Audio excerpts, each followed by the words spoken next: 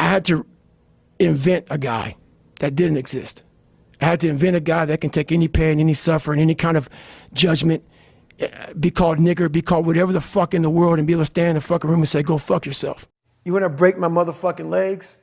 So be it. I will reverse that pain and suffering, and I will take your soul. I was that guy who ran away from absolutely everything that got in front of me. And so I had to man up. And I said, the first thing I gotta start doing is facing every fucking fear I have. No matter what the fuck it is, man. You can help yourself get through the times that suck. Real life. This is real life. 90% of your life will suck. 10% will be fucking happy. You may be a lucky guy and have a lot of fucking money, have a great ass woman, all this shit. Trust me, one-on-one with that fucking guy, he's missing something. His life still sucks because he hasn't faced something that bothered him his whole fucking life. Something is still eating that motherfucker up. Almost everybody. Everybody. Eating you the fuck up. But maybe you found a good way, how I did growing up, on how to ignore that voice that's saying, you ain't facing some shit.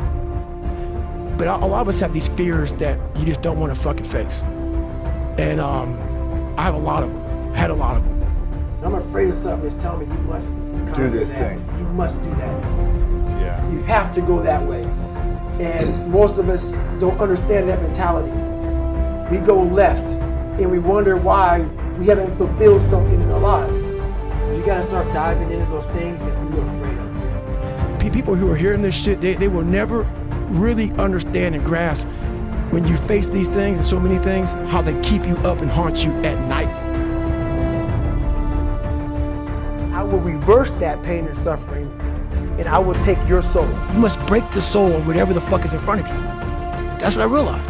I was never breaking the soul of anything in front of me. You have to have the will, the heart, the courage to go that distance when you're exactly jacked up. You have nothing left to give, and give more. If you keep on attacking something, nothing wants to stand in front of anything that is relentless. Nothing. And you have to first be uncomfortable with how you feel about yourself. With that voice that a lot of us like to run away from. We all have it. We all have that voice that's saying, hey man, you know, you're kind of wimping out right now. You're kind of being a little punk right now. But a lot of us say, okay, that's okay. It's okay to tell these little white lies to ourselves. So we first have to face the real you. The real me is David Goggins. The real me is a guy looking at you right now saying, I don't want to fucking be on this show right now because I used to stutter as a kid. And I'm afraid of that. I'm afraid that here in a second, I'm gonna start fucking stammering and stuttering and the whole world's gonna know that I have all these issues. But that's when I see right now, okay, Goggins, you gotta go on this fucking show. That's Goggins. Goggins is saying, okay, David Goggins, you're a punk. Life made you this way. We can't live like this. We can't live in fear. We can't live in judgment. We can't be afraid of what the fuck people right now are looking at me saying about me. We cannot be afraid of that. That's Goggins. Goggins saying, fuck all of you who don't like me, who don't want to, and that person then comes in. But you have to be David Goggins and say, man, I'm afraid of this. I'm fucked up here. Life made me this way here. I stutter. I have these issues with reading and writing, and I'm fat and I'm insecure. No one's gonna fucking come to help me. It's fucking me against me, period. This is a race that you run completely alone. You can build that total accountability in oneself, and it's not about being selfish. I'm trying to create a better me. I want you to see how fucking far you can go, because we're all fucking suffering in this world, we're all hurting, and I try to take away all titles you want to give me, let you know that I did not come from that shit. That's why I have to be so authentic and so real about my own insecurities, my own faults, about just being a fucked up person. I'm not the best at anything. I'm not gifted. I'm just driven.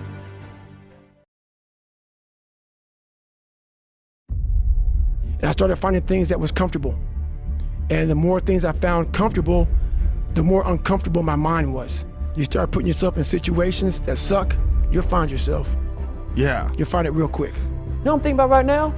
I gotta fucking wake up tomorrow and do the same shit again. I gotta leave this fucking interview and go stretch out for 2.5 hours. I hate that shit. It's not in that comfort zone.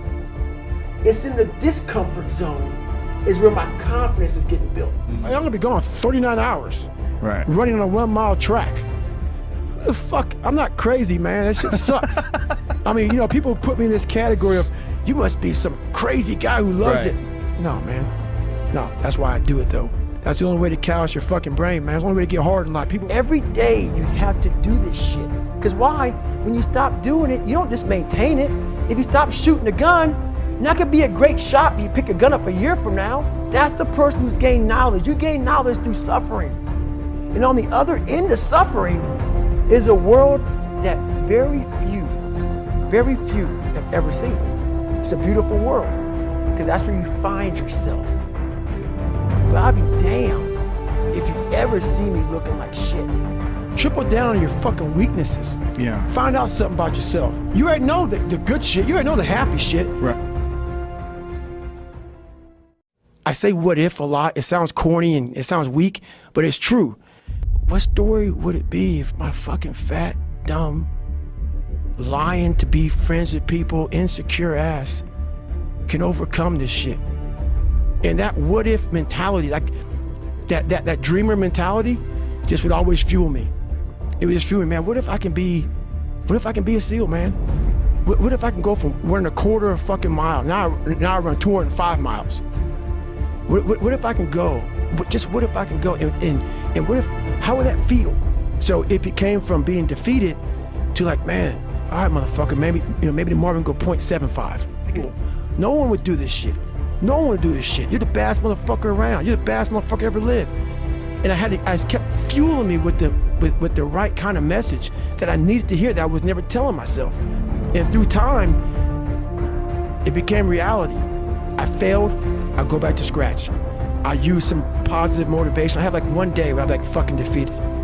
But I started realizing this is part of the process. This is part of the journey. I had to realize this is part of my process versus just saying, like I used to, I'm just not good enough. If I'm not good enough, we always say that shit. I'm just not good enough, and then we try something else. I'm gonna fucking make myself good enough. I know what's on the back end of fucking quitting. It's a lifetime of thinking about why the fuck did I do that? You know, I ain't fucking doing that. Like, man, all right, motherfucker, maybe tomorrow we can go 0.75. You know, it just became this different mindset. I turned negatives into positives. So I would take it like, who would even think about doing this? So I would sit on my couch saying, who at 297, who can't fucking swim that great, who's scared of the fucking water, would have the fucking balls, to fucking man up, quit a job, and go, and to put everything on himself? What if you can surpass all of these motherfuckers? What if everybody who was fucking way up here started up here, and you started with no legs, you had to grow fucking legs to even start walking, and then crawling, and then running, and then you start passing people and all this given to them. I had to use all this negative shit that was making me weak and horrible as a person. I had to use this as the power that now fueled me. I had to flip it on its head and say, hold up, this might be exactly what I need. The darkness is exactly what I need. It's how you look at your situation. How you gonna feel, man, when you accomplish this goal coming from that shit? Just sack it up and fail and fail and fail until I succeed. And I want to be in my fucking pine box. And I believe your spirit lives forever. It has to. It's too fucking powerful. I want to be able to look back on my life when I'm all dead and be so fucking proud of myself. Forever. This is all temporary shit to me. I want to be forever proud of who I was as a man and change who I used to be. The liar, the insecure guy, the guy who can, whatever. I want to be proud. But if I die now, if I die at 8, if I die at 90, 100, I want to look at myself and say, proud of myself. So my biggest fear in life is that there is a final resting place next to you. There is a final judgment when you talk to something. And God knows all. At least I believe that. I want God to be up there right now as we're speaking, writing stuff down, saying, my God, he exceeded even my expectations.